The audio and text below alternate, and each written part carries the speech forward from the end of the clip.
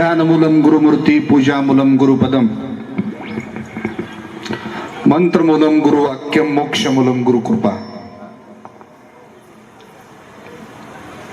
बांगलादेशामध्ये झालेल्या हिंदूंवरच्या अत्याचाराच्या निषेधार्थ आणि गुरुवर्य सद्गुरू रामगिरीजी महाराज यांच्यावर झालेले गुन्हे दाखल झालेले याच्या निषेधार्थ आज येवल्यामध्ये सकल हिंदू समाज बांधवांच्या वतीने हा हिंदू होमकार मोर्चा काढण्यात आला. आपण सर्वजण या ठिकाणी जमलेला आहात. इथून पुढचे वक्ते आम्ही आहोत आणि प्रशासनाकडूनच आम्हाला असं आवाहन करण्यात आलेलं आहे की तुमच्या बोलण्यातून जास्त प्रक्षोभकपणा नको आहे, जेणेकरून शांतता राहील. तर मला प्रशासनाला सांगायचं आहे की मुळात हिंदू हा धर्म सहिष्णू आहे, हिंदू हा शांतच आहे आणि आम्ही शांतच आहोत. आम्ही जर शांत नसतो तर आज भारत देशामध्ये आम्ही 80% आहोत. आम्ही इतर जातीच्या लोकांना जगू सुद्धा नसतं दिलं.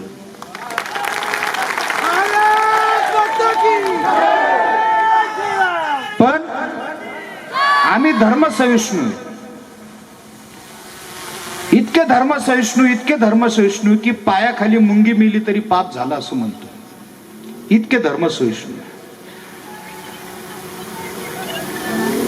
आणि म्हणून गेली 1000 वर्ष हिंदू गुलाम राहिला. याला कारण एकच आहे. 5 मिनिटं सांगितलेले आणि मी महत्वाची वाक्य बोलल. फक्त 1000 वर्षापासून हिंदू गुलाम का राहिला? 601 वर्ष एक हत्ती मुघलांनी आपल्यावर सत्ता का केली? 150 वर्ष ब्रिटिशांनी आपल्यावर राज्य का केलं? याचा विचार आपण कधी केला? का गुलाम लावावं लागलं आपल्याला? काय कारण आहे गुलाम राहण्याचं? का रामगिरी महाराजांसारखे संत तळतळून बोलले? त्यांना काय तुमच्या आमच्यासारखे लेकर बाळ आहे का? त्यांच्या मागं पुढे रडायला कोण आहे? ते तुमच्या लेकराच्या भवितव्याकरता बोलले, तुमच्या लेकी बाळींच्या भवितव्याकरता बोललेले आहेत. आणि काहीही असलं तरी हे सत्य कोणीच नाकारू शकत नाही. लक्षात ठेवा की किती अत्याचार हिंदूंवर होत आहेत आणि हिंदू सहन करतायत. आज बांगलादेशामध्ये सुद्धा ती परिस्थिती निर्माण झाली. तुम्हाला सांगतो, एक टक्केवारी देतो मी तुम्हाला साधी, लक्षात ठेवा. भारत देशामध्ये 1991 ला 3.5 करोड मुस्लिम बांधव होते. मी बांधव शब्द वापरतोय साहेब. 3.5 करोड 3.5 करोड मुस्लिम होते आणि 2024 ला ते 20 करोड झाले. आता मी तुम्हाला बांगलादेशातलं सांगतो, पाकिस्तान मधलं सांगतो. 1951 ला हिंदू 20% होते आणि 2024 ला शिल्लक राहिले ते 1.6%. मग हे बाकीचे हिंदू नेमके गेले कुठं? एकतर हे धर्मांतरित झाले किंवा यांची कत्तल तरी झाली, हे तुम्ही लक्षात ठेवा. त्याच्यानंतर 1951 ला भारतापासून 1973 ला बांगलादेश वेगळा झाला. त्यावेळेला हिंदू होता बांगलादेशात 22% आणि आता बांगलादेशात हिंदू आहे 7.97%. इथे सुद्धा हिंदू, इतके हिंदू मारले गेले, कापले गेले. मग का हिंदू गुलाम राहिला? काय कारण गुलाम राहण्याचं? याचं एकच कारण आहे की हिंदू हा संघटित झाला नाही. हिंदू हा संघटित झाला नाही. जातीवाद, भाषावाद, प्रांतवाद आणि संप्रदायवादात हिंदू कायम विभागलेला राहिला. मी साळी, मी काळी, मी साळी, मी कोळी, मी माळी, मी चांभार, मी धनगर, मी मराठा. हिंदू विभागलेला राहिला जातीवादात, भाषावादात. मी ही भाषा बोलतो, मी ती भाषा बोलतो. प्रांतवाद, मी या प्रांतातला, मी त्या प्रांतातला. जातीवाद, भाषावाद, प्रांतवाद आणि संप्रदायवाद. तुम्हाला या व्यासपीठावर वारकरी संप्रदायाचे सोडून संत दिसणार नाहीत. संप्रदायवाद आहे आपल्यामध्ये. या सगळ्या वादामुळे हिंदू विभागलेला राहिला. आणि इतिहास साक्षी आहे की ज्या ज्या वेळेला या भारत देशाच्या सत्तेचं विकेंद्रीकरण झालं त्या त्या वेळेला परकीय सत्तांनी आपल्यावर चाल केलेली आहे. मग 7व्या शतकातलं मोहम्मद बिन कासिमचं जे आक्रमण होतं ते आक्रमण जिंकण्यासाठी होतं. त्याने काही प्रदेशही जिंकला पण ते अयशस्वी झालं. 1000 ते 1028 पर्यंत 1000 ते 1028 पर्यंत मोहम्मद गझनीनं या भारतावर 18 वेळेला आक्रमण केली. 18. आणि त्यावेळेला त्याने 18 वेळेला सोरटी सोमनाथ लुटून नेलं, मंदिरातलं सोनं नाणं. असा इतिहास आपल्याला शाळेत शिकवला. पण एक सांगू का तुम्हाला, हा खोटा इतिहास कसा आहे, लॉजिकली विचार करायचा याचा. आणि तुम्ही इतिहास संशोधन करायचंय, अभ्यास करायचंय की हा 18 वेळेला का आला. कारण पहिल्या वेळेला ज्या वेळेला तो आलो ना त्याच वेळेला काय हिरे, माणिक, मोती, जवाहरात पाहिजे होते ते त्याने लुटून नेले होते. ते मंदिर पाडलं त्याने. त्या शिवलिंगाच्या ठिकऱ्या करून टाकल्या, ठिकऱ्या करून टाकल्या त्या शिवलिंगाच्या. आणि तो निघून गेला. तो गेल्यानंतर हिंदूंनी परत मंदिर उभं केलं, शिवलिंग स्थापन केलं, पूजापाठ सुरू केली. मग आता मंदिरातलं सगळं सोनं लुटल्यानंतर हा 17 वेळेला तिथं झक मारायला आला होता का. तर नंतरच्या 17 वेळेला नाही, पहिल्यापासून तर 18व्या वेळेपर्यंत तो फक्त हिंदू धर्म संस्कृती नष्ट करण्याच्या उद्देशानंच येत होता. 1000 ते 1028. 1192 ला शहाबुद्दीन मोहम्मद घोरी. मी इतिहास सांगू राहिलो, हा इतिहास शाळेत पण शिकवलेला आहे. याला माझ्याकडे सगळे पुरावे. UPSC MPSC ला हा सिलेबस शिकवला जातो. आणि म्हणून 1192 ला शहाबुद्दीननं भारत देशावर आक्रमण केलं. पृथ्वीराज चौहान आणि शहाबुद्दीनचं युद्ध झालं. शहाबुद्दीनला एवढा झोडला की परत त्याची हिंदुस्थानकडे पाहण्याची हिंमत राहिली नाही. पण आपल्यातल्याच एकानं, जयचंदनं, पृथ्वीराज चौहानचा राग धरला. त्याच्या मुलीबरोबर पृथ्वीराज चौहाननी प्रेम विवाह केलेला होता. त्या जयचंद राजानं राग मनात धरून पृथ्वीराज चौहानशी संघर्ष करता येत नाही म्हणून पुन्हा घोरीला निमंत्रण दिलं. फोन केला, गौरी आ जाओ, मैं तुम्हें मदद करता हूं, खुफिया रास्ते बताता हूं, सब कुछ खबरें तुझको देता हूं. गौरी म्हटला, नहीं आ सकता मैं, बहुत मारा है मुझे, जिंदा छोड़ा. यांनी सांगितलं, नाही आता मी तुला मदत करतो. आणि त्या जयचंदनं त्या गौरीला मदत केली. दुसरं युद्ध ज्यावेळेस झालं ना त्यावेळेला पृथ्वीराज चौहानला पकडून अफगाणिस्तानात नेऊन गझनीला नेऊन मारलं. जसं संभाजी महाराजांच्या मृत्यूचं वर्णन सांगितलं मधुसूदन महाराजांनी, तसंच संभाजी महाराजांसारखं पृथ्वीराज चौहानला सुद्धा मारलं. लक्षात ठेवा, हे कोणी केलं? जयचंदनी केलं. तसे हरामखोर जयचंद आपल्यात सुद्धा अजून आहेत हिंदूंमध्ये. हे जयचंद सुद्धा सापडले पाहिजे आपल्याला. समोरच्यांशीच भांडून चालणार नाही. आणि त्याच्यानंतर तुम्हाला सांगतो, हा गौरी सुद्धा आपल्या राजा होऊन बसला नाही तर त्याने त्याचा गुलाम कुतुबुद्दीन ऐबक गुलाम आपल्या बोकंडी बसवला. आणि तिथून पुढे गुलाम वंशाची सुरुवात झाली आणि भारतीय राजसत्ता एका गुलामाच्या हाती दिली यांनी. मग त्याच्यानंतर सय्यद वंश, तुगलक वंश, लोधी वंश, खिलजी वंश, या बख्तियार खान खिलजीनं नालंदाचं जे विद्यापीठ होतं आपलं 12व्या शतकामध्ये, 10,000 विद्यार्थी निवासी राहून प्रशिक्षण घेऊ शकतील एवढं मोठं नालंदाचं जे विद्यापीठ होतं, जे जगात सर्वात त्या काळातलं सर्वात मोठं विद्यापीठ होतं, तुमच्या या केम्ब्रिज विद्यापीठाला न्यायला काय करता, या बख्तियार खान खिलजीनं ते पेटून दिलं. तर 6 महिने त्याच्यातले ग्रंथ जळत होते. एवढं मोठं ते नालंदाचं शैक्षणिक विद्यापीठ जाळण्यात आलं, तरी हिंदू झोपलेलाच होता ना.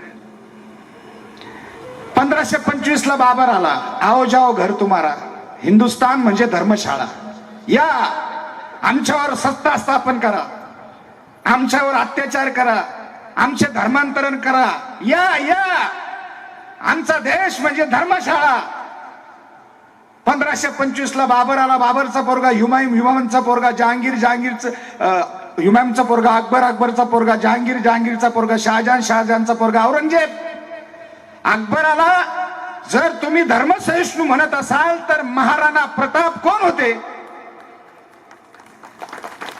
ज्या महाराणा प्रतापांनी घास खाऊन हल्दी घाटी आज त्यांच्या रक्तानं लाल झालेली आहे, त्या महाराणा प्रतापांनी अकबराबरोबर संघर्ष केलेला आहे. त्याच्यानंतर जहांगीर, नंतर शहाजहान, शहाजहान नंतर औरंगजेब, त्याचं तर विचारूच नका. औरंगजेबानं काय केलं? किती मंदिरं पाडली, किती लोळवली. अरे 550 वर्ष आम्ही झाले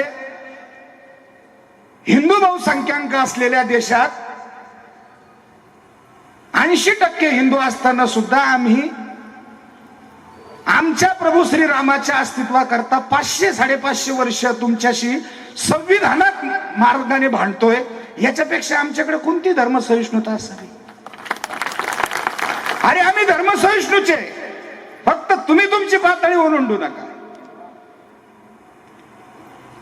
आणि म्हणून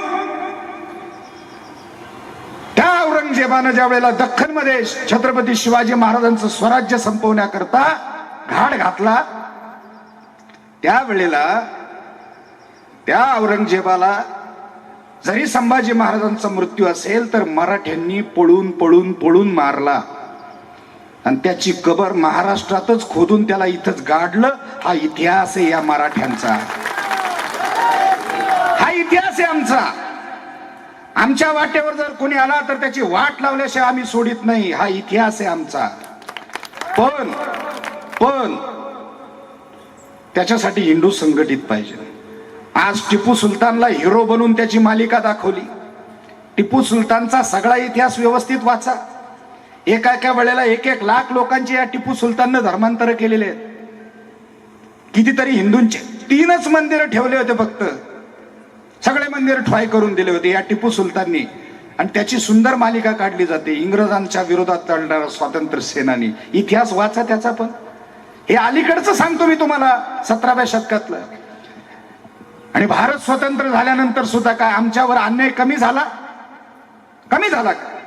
हिंदू, बौद्ध, शीख, जैन, ईसाई आणि पारशी यांना एक कायदा आहे, आणि ह्या जावयांना किती? यांना एक कायदा आहे, पर्सनल लॉ आहे. अरे ज्यांना पर्सनल लॉ लागत होता ते पाकिस्तानला तरफडले. तुम्हाला लागत असेल तर तुम्ही तिकडे तरफडा.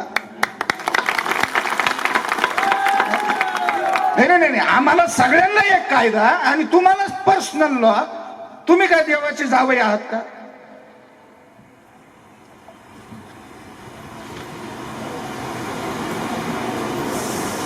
हो, कोणी दिली चिठ्ठी? अगदी बरोबर. आणि म्हणून मला सांगायचं काय, लक्षपूर्वक आहे का, पर्सनल लॉ कशासाठी पाहिजे तुम्हाला? पर्सनल लॉ तुम्हाला माहिती आहे, भारत देशामध्ये नंबर 3 ची प्रॉपर्टी कोणाकडे? नंबर 1 ला मिलिटरी, नंबर 2 ला रेल्वे खाते आहे, नंबर 3 ला वक्फ बोर्ड आहे. पर्सनल लॉ तुम्हाला पाहिजे. तुम्हाला आमच्यापेक्षा वेगळे कायदे पाहिजे. हम दो हमारे दो हमारे लिए और हम दो हमारे 25 इनके लिए. अहो एक देश एक कायदा नको का? हम दो हमारे दो तो सबके दो होने चाहिए कि नहीं चाहिए? होने चाहिए। अगर तीसरा हो गया ना, उसको वोटिंग का अधिकार नहीं होना चाहिए। आणि चौथं जर झालं तर त्याचं नागरिकत्व रद्द झालं पाहिजे। असा कठोर कायदा झाल्याशिवाय यांची कटिंग बंद नाही होणार।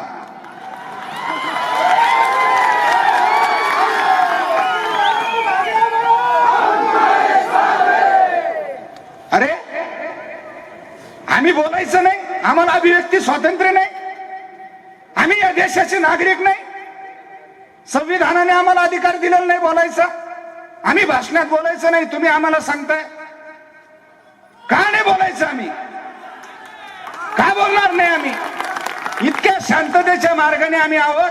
ज्या वेळेला सर तुम तन के जुदाचे नारे देत होते त्यावेळेला तुम्ही कुठे होते? मग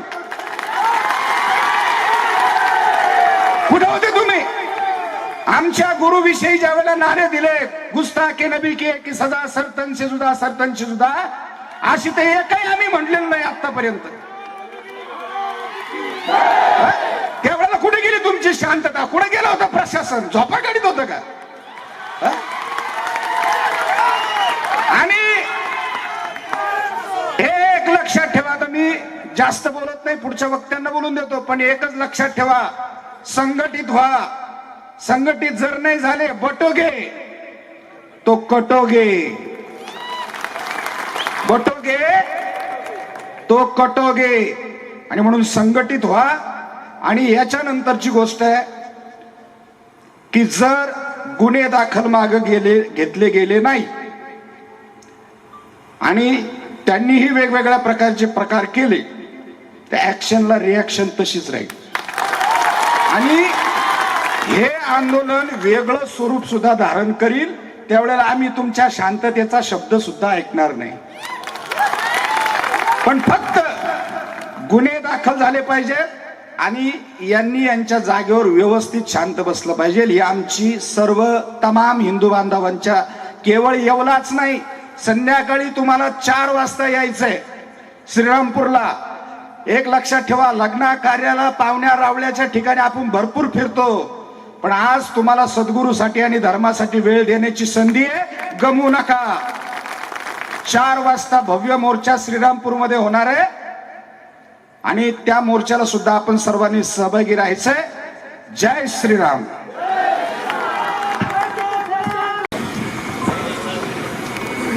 गंगा विशुद्धम निदपाद स्पर्शम सर्ववेष्टितम चुंबितम पुण्यस्थानम सराले स्थितम तम समाधिस्थ मूर्तिम नमामि गंगा गिरिजी योगी राजम शुचिक्षीलः समोदक्षस्य प्रदापि जितेन्द्रियम तम नारंगिरिम वंदे सचिदानंद विग्रहम।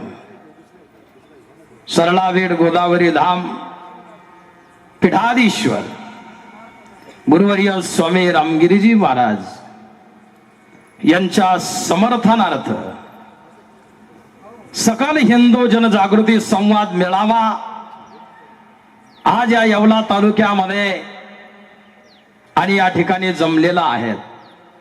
सर्वात प्रथमतः या ठिकाणी जमलेल्या तमाम माझ्या हिंदू बांधवांना माझा जय श्रीराम। मी परवा सांगून गेलो वैजापूरच्या मेळाव्यामध्ये, हा महाराष्ट्र म्हणजे साधू संतांनी ओळखल्या जाणारा महाराष्ट्र आहे, साधू संतांची भूमी म्हणून ओळखल्या जाणारा महाराष्ट्र आहे। आणि या महाराष्ट्रामध्ये आज अशी परिस्थिती निर्माण झालेली आहे की साधू संत हा महाराष्ट्र ज्यांचा असून सुद्धा आज साधू संत सुरक्षित नाहीये। त्यानंतर या महाराष्ट्रामध्ये कितीतरी कत्तलखाने आहेत आणि आमची गोमाता सुद्धा सुरक्षित नाहीये। कितीतरी राज्यांमध्ये असा कायदा लागू केलेला आहे, ज्या ठिकाणी गोमाता कत्तलखान्याकरता दिसेल त्या ठिकाणी जन्मठेपेची सुद्धा शिक्षा आहे। नेपाळमध्ये तर फाशीची शिक्षा आहे, हरियाणामध्ये 10 वर्षाची सजा आहे आणि आपल्या महाराष्ट्रामध्ये वैजापूर तालुका असेल, येवला तालुका असेल, कोपरगाव तालुक्यामध्ये तर गुरुवर्य महाराजांनी कितीतरी कत्तलखाने बंद केलेले आहे. परंतु आजही या ठिकाणी कत्तलखाने चालूच आहेत. म्हणून सकल हिंदू बांधवांच्या चरणी मी एकच प्रार्थना करतो की आज हा मोर्चा प्रशासनाच्या दबावामुळे आज या ठिकाणी कमी बांधव जमलेले आहेत असं म्हटलं तरी काही वावगं ठरणार नाही. पण प्रशासनाला मी विनंती करतो, आज जरी तुमच्या दबावाखाली या ठिकाणी आम्ही जमलेलो हा तुमचाच एरिया आहे, परंतु उद्या हा मोर्चा हे जे कत्तलखाने बंद जर झाले नाहीत तर हा मोर्चा कत्तलखान्यांकडे वळवल्या जाईल. आणि दुसरी गोष्ट सांगू इच्छितो, आम्ही ज्या वेळेला येवल्यामध्ये आलो, वैजापूरमध्ये आलो, प्रशासनाने रात्री 2 वाजेपर्यंत बसल्यानंतर सुद्धा आमचे गुन्हे दाखल करून घेतले नाहीत. परंतु यानंतर जर गुरुवर्य रामगिरी महाराजांवरती जर ठिकठिकाणी जर गुन्हे होताना जर दिसत असेल तर हा मोर्चा तिकडे सुद्धा वळवल्या जाईल. म्हणून याची सुद्धा प्रशासनाने नोंद घ्यावी. आणि वास्तविकता मुख्यमंत्री साहेब सांगून गेले की महाराष्ट्रातील साधू संतांच्या केसालाही धक्का लागता कामा नाही. म्हणून याची सुद्धा नोंद सर्वांनी या ठिकाणी घ्यावीत. त्यानंतर उत्तर प्रदेशमध्ये मी परवा एक दृश्य पाहिलं की एका मुलीला 3 जणांनी छेडलं. त्यानंतर खरंच मानावं लागेल योगी आदित्यनाथांना. आणि आज साधू संतांचीच गरज आहे त्या महाराष्ट्राला सुद्धा. मी तर म्हणतो या महाराष्ट्रामध्ये सुद्धा प्रशासन साधू संतांचंच असावं.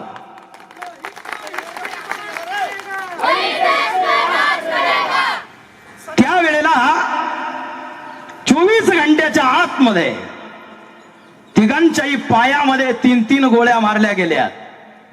असं आपल्या महाराष्ट्रामध्ये का होऊ नये? किती दिवस या लोकांना बिर्याणी खाऊ घालायची?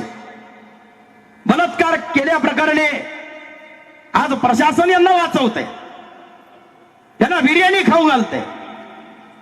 अहो मी तर म्हणतो यांना जाग्यावरती गोळ्या मारा.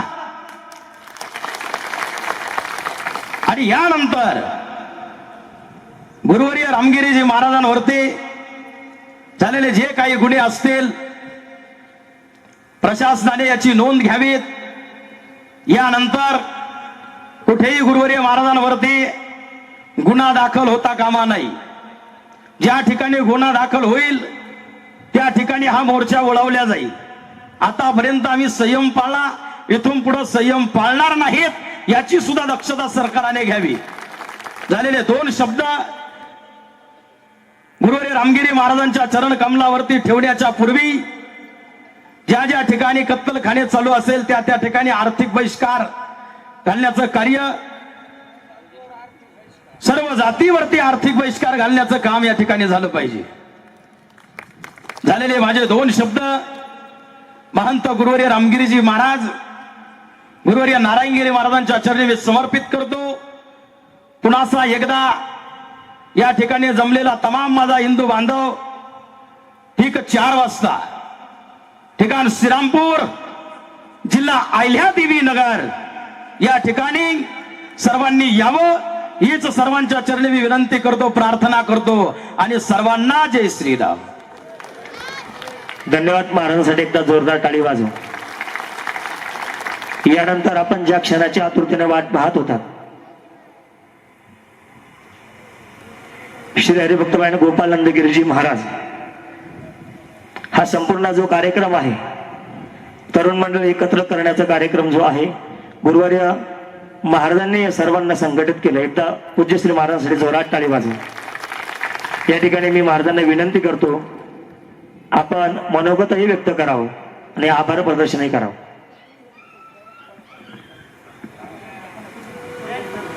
नाही काय नाही, आता तुम्ही पुन्हा आम्हाला ठेवून देतो. गंगा विशुद्धम नितपाद स्पर्शम सर्व वेष्टितम चुंबितम पुण्यस्थानम सराले स्थितम तम समाधिस्थ मूर्तिम नमामि गंगा गिरि योगी राजम तपोज्ञान वैराग्य भक्ती स्वरूपम सदालंकृतम साधु संन्यास योगम मुखे यश वेदांत शास्त्रार्थ नीतिम नमो नारायण गिरी प्रब्रह्म स्वरूपम चरित्रस्य रघुनाथस्य शतकोटी प्रविस्तरम एक एक अक्षरम पुंसा महापातक नाशम. आज या ठिकाणी आपण तमाम हिंदू या ठिकाणी सर्व समाजातील सर्व तरुण सर्व संघटना या ठिकाणी धर्मासाठी एकत्र झालात म्हणून मी सर्वांचे आभार मानतो. स्वामी रामजी महाराज यांच्यावर झालेले सर्व गुन्हे ते शासनानं त्वरित मागे घ्यावे, उघडी कोणताही गुन्हा दाखल करू नये. त्याचप्रमाणे सद्गुरू स्वामी रामगिरीजी महाराज यांच्या असणाऱ्या सुरक्षेत वाढ करावी, त्यांना झटपट सुरक्षा द्यावी ही मी असणारी प्रशासनाला विनंती करतो. हे बघा या ठिकाणी जमलेला हा समाज प्रमाणात आला, कारण तो हिंदू धर्म सनातन धर्म आहे महाराज. पण आम्हाला अशी वेळ आणू नका महाराज. आमचा असणारा सनातन धर्म, आमचा कुठलाही देव देवता घ्या, त्या देव देवताच्या हातामध्ये एका हातामध्ये ग्रंथ आहे आणि एका हातामध्ये शस्त्र आहे महाराज. म्हणून आम्हाला सनातन धर्माला सर्व गोष्टी करता येतात, पण आम्ही धर्म वेडे आहोत. धर्मानं चालणार भगवान परमात्मा या ठिकाणी जन्माला येतात. कशासाठी येतात? यदा यदा हि धर्मस्य ग्लानिर्भवति भारत अभ्युत्थानं व धर्मस्य तदात्मानं सृजाम्यहम्. कशासाठी येतो? धर्माचं रक्षण करतो. परंतु जो जर आमच्या साधू संतांच्या असणाऱ्या चरित्राला आणि जीवनाला जर कुणी धक्का लावत असेल तर अर्जुनाला भगवान परमात्मा सांगतात, हे अर्जुना मी एकला येत नाही, सर्व आयुध घेऊन येतो. त्या भगवंताला आयुध घेऊन येण्याआधी आमचे संत म्हणतात, वाढवया सुख भक्ती भाव धर्म कुळाचार नाम विठोबाचा. म्हणून परित्राणाय साधूना विनाशाय च दुष्कृताम धर्म संस्थापनार्थाय संभवामी युगे. आम्हाला जेवढं धर्माचं ज्ञान आहे महाराज, हजारो वर्षापासून आम्ही ज्या धर्माचं पालन करतो, ज्या शास्त्राचं पालन करतो की परोपकार पुण्याय पापाय परपीडम अष्टादश पुराणेषु व्यासस्य वचनद्वयम् पुण्याय परोपकाराय पापाय परपीडम. दुसऱ्याच्या असणारी मुंगी आणि राव आम्हा सार का तो जीव. आम्ही असताना आम्हाला प्राणी मात्रावर एवढा आधार आहे महाराज की आम्ही पायाखालची मुंगी सुद्धा आम्ही चिरडू देत नाही. परंतु बघा ज्या असणारा अवतार घेतल्यानंतर भगवंत असो किंवा साधू संत असो, छत्रपती शिवाजी महाराजांचे गुरु असणारे समंत रामदास स्वामी, त्यांच्या हातामध्ये तुम्हाला 2 वस्तू दिसत असेल महाराज. सर्वांनी समर्थ रामदास स्वामींचे असणार चित्र पाहिलं असेल, फोटो प्रतिमा पाहिली असेल, पण त्या प्रतिमेमध्ये एका हातात कमंडलू एका हातात दंड हे सर्वांना माहिती आहे महाराज. पण त्या दंडाच्या आतमध्ये काय होतं हे ज्यांना इतिहास वाचले ज्यांना माहिती आहे महाराज. म्हणून असणार तुम्ही फक्त आम्हाला सहिष्णुता शिकवू नका. म्हणून मी सांगतो तमाम हिंदू बांधवांना विनंती करतो, आज आपण ज्याप्रमाणे आपल्या धर्मासाठी संघटित व्हा आणि एकत्र होऊन, महाराजांनी सांगितलं एकत्र राहाल तर जिवंत राहाल, बटोगे तो कटोगे. म्हणून आपल्या आज या ठिकाणी कमी जमले महाराज, कमी जमले म्हणजे प्रशासनाच्या सोयीसाठी म्हणून कमी आले, नाहीतर या ठिकाणी आजचा हा असणारा शांततेचा मोर्चा आहे. पुढील आम्ही प्रशासनाला सांगतो की असे पुढील कोणत्याही असणाऱ्या धर्मावर, सनातन धर्मावर, आमच्या असणाऱ्या देवदेवत्यावर, आमच्या असणाऱ्या धर्मगुरूवर जर काही अनुचित प्रकार घडला तर आम्ही त्यांना माफ करणार नाही. आमच्याकडे सर्व प्रकारचा धर्मामध्ये सांगितले त्या रीतीमध्ये आम्ही प्रशासनाकडे येऊ, आणि नसेल तर त्या ठिकाणी ज्यांनी बोलले त्यांच्याकडे मोर्चा ओढू. म्हणून या ठिकाणी सर्व असणारे जमले सर्वांना मी धन्यवाद देतो की या ठिकाणी असणाऱ्या आपल्या देश देव धर्माबद्दल तुम्ही या ठिकाणी सर्व जमलात, म्हणून तुमचे सर्वांचे आभार. प्रशासनाने आपल्याला जी मदत केली त्यांचेही असे आभार. हा नंतर पसायदाने आणि या ठिकाणी सर्व असणारे बरोबर. म्हणून सर्वांना जय श्रीराम. 2 मिनिटं. जय जय श्रीराम. यानंतर 2 मिनिटं या मिनिटात 2 गंगा विशुद्धं नितपाद स्पर्शं सर्वेष्टितं चुंबितं पुण्यस्थानं सराले स्थितं तं समाधिस्थमूर्तिं नमामि गंगागिरियोगिराजम्. तपोज्ञान वैराग्य भक्ति स्वरूपं सदालंकृतं साधु संन्यास योगं मुखीयस्य वेदांत शास्त्रार्थ नीतिं नमो नारायण गिरिजी परब्रह्म स्वरूपं अवतार घेतला जगिता पितेरी गुरुसेवा साधना गोतादटी करी मुमुक्षु जना उद्धरी धरोनी करी नित्य नमितो सद्गुरु श्रीराम गिरिजी गुरुर ब्रह्मा गुरुर विष्णू गुरुर देव महेश्वरा गुरुर साक्षात परब्रह्म तस्मै श्री गुरवे नमः. आपण आज या ठिकाणी सकल हिंदू समाज सद्गुरु गंगागिरीजी महाराज भक्त परिवार या ठिकाणी ज्याकरता आपण उपस्थित आहोत ते म्हणजे सद्गुरु श्री महाराजांच्या असणाऱ्या बद्दल जे काही वेगवेगळ्या ठिकाणी काही गुन्हे दाखल झालेले आहे ते गुन्हे सरकारने आणि शासनाने मागे घ्यावा याकरता आपण सर्वजण या ठिकाणी संघटित झालेलो आहोत. आणि आपल्या धर्मावर ज्या ज्या ठिकाणी काही विरोध केला जातोय त्याबद्दल शासनाने या ठिकाणी त्याबद्दल काळजी घ्यावी आणि आमच्या संताबद्दल आमच्या संत महात्म्या महापुरुषांच्या परंपराबद्दल कुणी जर काही टिप्पणी करत असाल टीका करत असाल त्याची सुद्धा शासनाने काही काळजी घेतली गेली पाहिजे. कारण हा असणारा धर्म सनातन धर्म भागवत धर्म आणि या भागवत धर्माचा प्रचार प्रसार करणं या संत महात्म्या महापुरुषांच्या परंपरा आहे. जो असणारा भागवत धर्म सनातन धर्म त्याच धर्माचा प्रचार प्रसार माऊली ज्ञानोबरायांनी केला. त्याच धर्माचा प्रचार प्रसार जगद्गुरु तुकोबरायांनी केला आणि त्याच भागवत धर्माचा प्रचार प्रसार नामदेव महाराज आदी संतांनी केलाय. मग ज्या भागवत धर्माकरता अनेक संत महात्म्या महापुरुषांनी आपलं त्याग आपलं वैराग्य आपलं ज्ञान खर्च केलं आणि असणारा हा भागवत धर्म टिकला गेला. मग भागवत धर्म म्हणजे काय, हिंदू धर्म म्हणजे काय आणि सनातन धर्म म्हणजे काय. भागवत धर्म म्हणजे सनातन धर्म आणि सनातन धर्म म्हणजेच भागवत धर्म आहे. भागवत धर्माची व्याख्या सांगत असताना जगद्गुरु तुकोबराय म्हणतात, कोणी या जीवाचा न घडो मत्सर वर्म सर्वेश्वर पूजनाचे किंवा विष्णुमय जग वैष्णवांचा धर्म भेदा भेद भ्रम अमंगळ ही असणारी शिकवण या भागवत धर्मातून आम्हाला मिळाली गेली. कुणिया जीवाचा न घडो मत्सर, कोणत्याही जीवाचा असणारा मत्सर या ठिकाणी करू नये अशा प्रकारची शिकवण देणारा हा भागवत धर्म आणि त्याच भागवत धर्माचा असणारा प्रतिधर्म त्याचाच असणारा एक स्वरूप म्हणजे हिंदू धर्म. मग हिंदू धर्माची व्याख्या गुरुवर्य महंत सद्गुरु श्री रामगिरीजी महाराज करतात.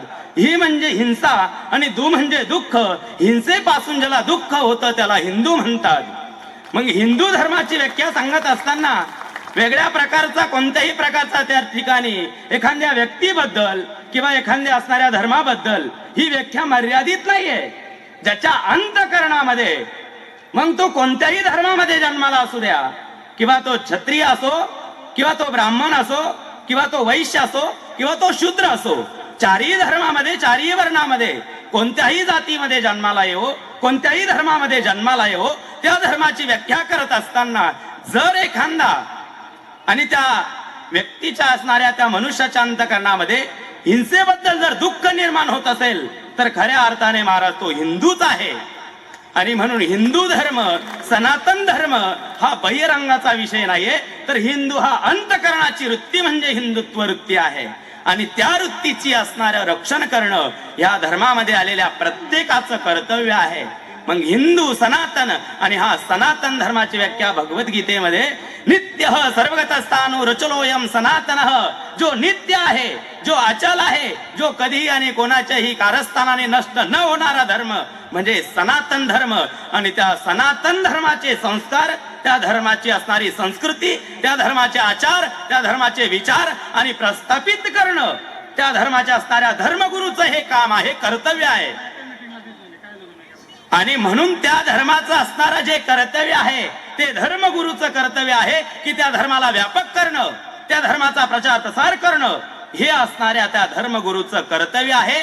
आणि म्हणून धर्मगुरूंनी भागवत धर्माचा प्रचार प्रसार करण्याकरता जर कशा असणाऱ्या पुराणाचा अभ्यास करून त्या ठिकाणी प्रचार प्रसार करतात, काही अभ्यासाच्या माध्यमातून प्रचार प्रसार करतात. आणि म्हणून जर कुठं काही या ठिकाणी त्या धर्माचा प्रचार प्रसार करत असताना काही वक्तव्य गुरुवर्य महाराजांनी जर केलं गेलं असेल तर मला तर माझं वैयक्तिक मत आहे की महाराज काही चुकीचं बोललेले नाहीये.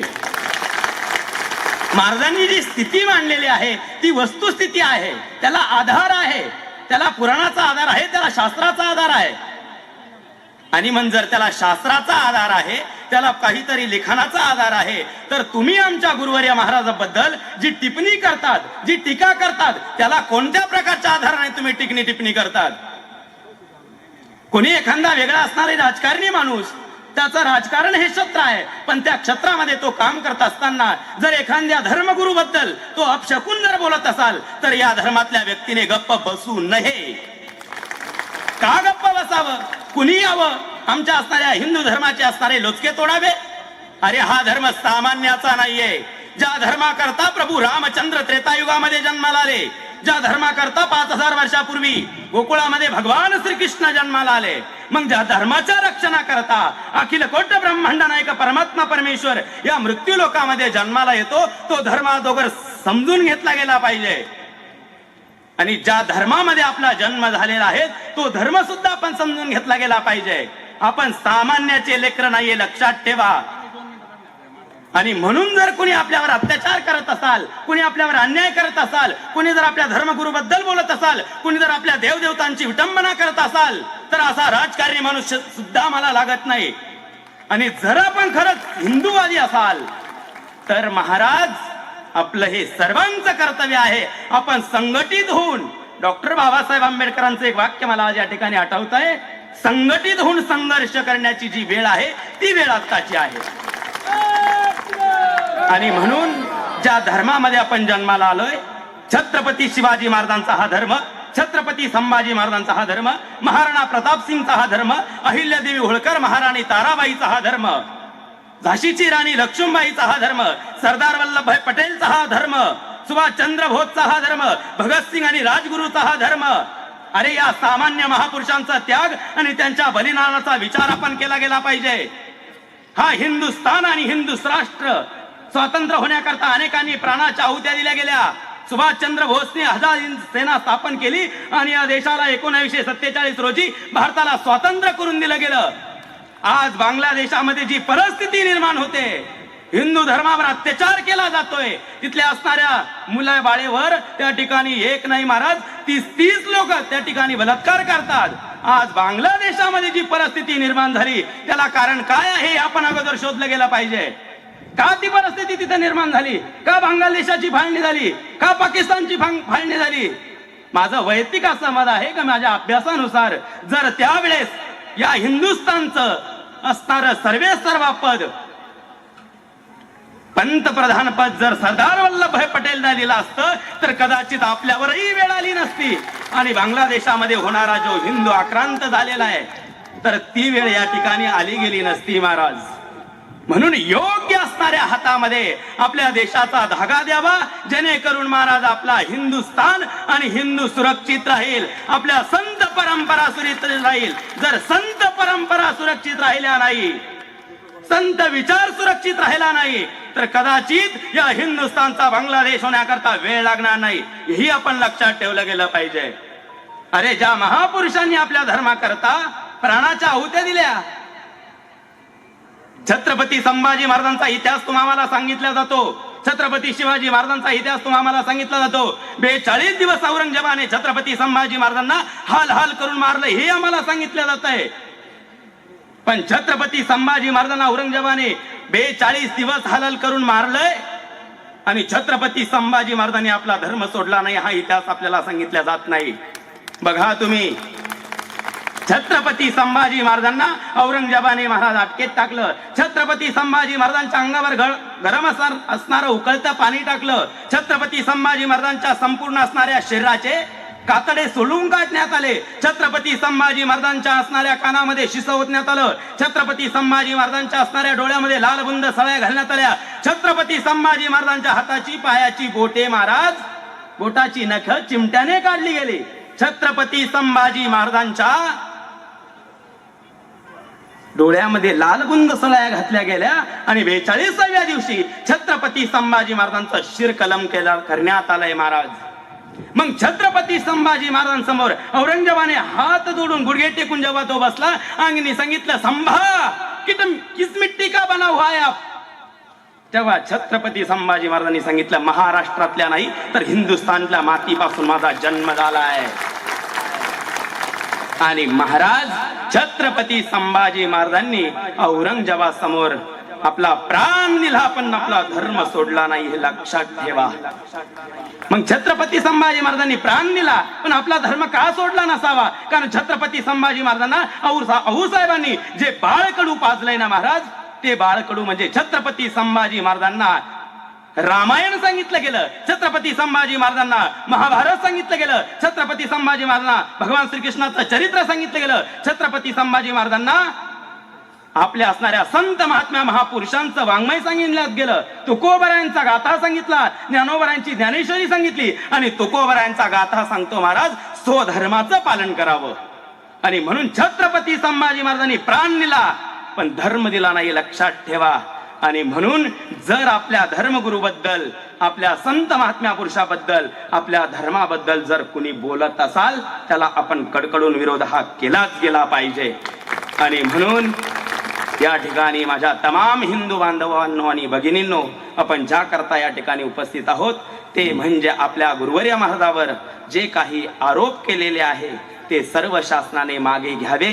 जे गुन्हे दाखल वेगवेगळ्या ठिकाणी झालेले आहे त्याचा पाठपुरावा करावा, ते योग्य आहे की अयोग्य आहे हे तपासावं आणि नंतर गुन्हा दाखल करून घ्यावा, हीच मी शासनाला या ठिकाणी विनंती करतो.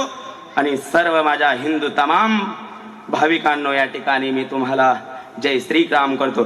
जय जय श्रीराम.